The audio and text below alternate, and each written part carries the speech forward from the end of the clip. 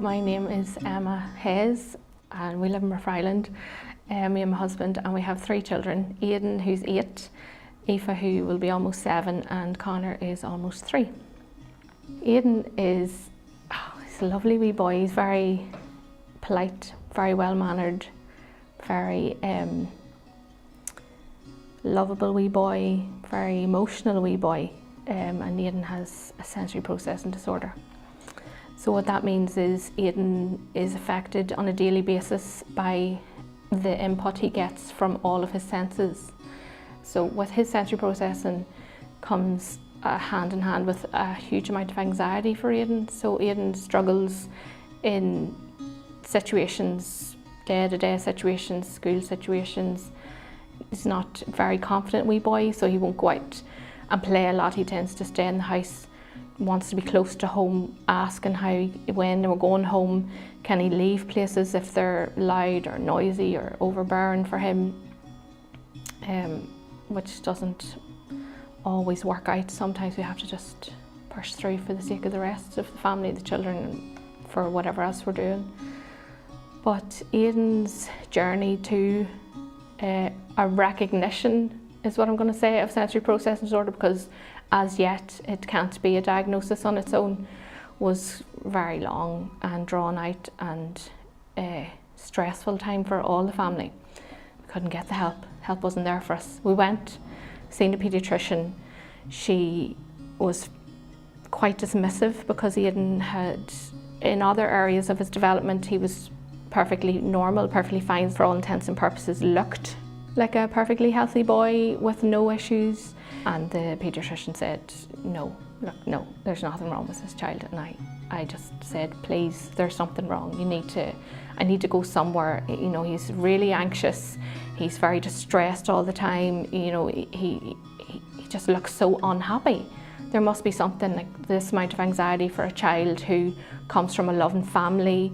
So eventually she agreed to send me to CAMHS, which was brilliant. So we went and seen Nolene down in CAMHS. So she was the first person really to validate what was going on with Aodhán, to put a name to it, which I had already known because, you know, Google is a mum's best friend when there are any concerns. So she would give us ideas and strategies to work to help Aodhán sleep. And then she rang us back one day and said, I've spoken to an occupational therapist that we have in the CAMHS, and she has agreed that Aodhán would benefit from seeing an occupational therapist. So we went to the autism team, and they ruled out autism, and we saw an occupational therapist. As soon as we met her, Aodhán was in the waiting room, and we got into the room, and within 5 minutes she said, it's very clear that Aodhán suffers from sensory processing disorder, which was, I just burst into tears, because to finally be told that you're not wrong, that you're not making it up, that the child is suffering and he needs help.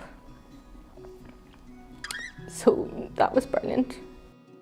But essentially, occupational therapy for a child with sensory processing disorder isn't a weekly thing, it's not a monthly thing, it's a daily thing. So you have to do it on a daily basis in your home. And that's really the only service that we get. Because we didn't get a diagnosis of anything, there are no doors for us to open an access service. Me personally, I find it tough to attend groups that other people run in the area for things like autism or things like dyspraxia. He has an IEP at school, but again, without any input from Education Authority, you rely on the teacher to be okay with providing this extra work for Aodhán. The first year Aodhán was in that school, everything was grand, they were happy. But then the second year, the new teacher hadn't read what Aodhán's condition was. He didn't know anything about it. He didn't know what Aodhán's behaviours were. And so Aodhán was doing his behaviours in the class, and then he got in a lot of trouble for it. I shouldn't have to go in and say, do you know what's wrong, that Aodhán has a condition that makes him do this? I feel like you've had to go in and sort of give out to them for treating my child in the way that he doesn't deserve to be treated, especially a child with anxiety, because he was very upset. You're just so isolated. You kind of left feeling like, again, years ago, that you were making it up. You know, when you don't have that official label, for want of a better word, that the support groups have, I would always be afraid that they would think, you know, he doesn't have this, so he shouldn't be here. We just battle on, try and get through school the best we can. But to be honest with you, the thoughts of going back to the trust would be the last thing on my mind for Aodhán, because it was such a difficult journey, such a hard journey. Something I would not want any other parent to go through. The one thing I would definitely say to mums is, you are right. Whatever you think, you're right.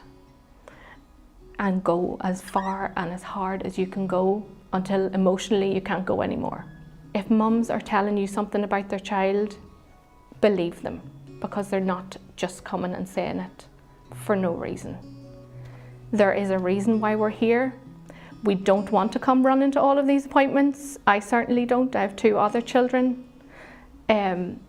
So if I'm here, I'm worried, and please listen.